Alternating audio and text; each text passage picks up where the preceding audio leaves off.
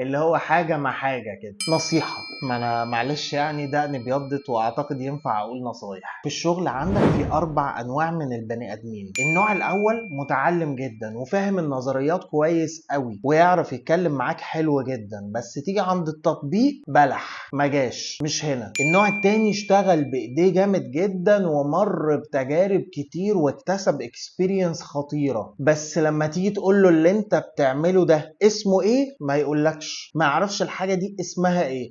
هي بتتعمل كده، انا عشان ادرب الناس بتوعي على حاجة بعملها انا الاول وبعد كده بعلمها لهم. هو ما يعرفش ان اسمها lead by example على سبيل المثال يعني. ده النوع التاني. النوع التالت بقى ده اللي اشتغل بايده واتمرمط وفي نفس الوقت علم نفسه ودخل كورسز وفهم الساينس ورا الحاجة اللي بيعملها. ما بيخترعش العجلة، هو عارف ان في ساينس ورا الحاجة فبيعرف يتكلم وبيعرف يشتغل. نصيحتي ليك خليك دايما في النوع الثالث، ولو انت النوع الاولاني اسمع لاصحاب الخبرات، ما تعتمدش على الكتب والنظريات بس. اما لو انت النوع الثاني فانت في حتة حلوة قوي، انت بس محتاج تثقل الاكسبيرينس بتاعتك بشوية معلومات وترمينولوجيز وتعرف العلم بيقول ايه. هسيبكم انتوا بقى اللي تقولوا لي هو ايه النوع الرابع. وفي مثل مصري كده بيشبهه جدا،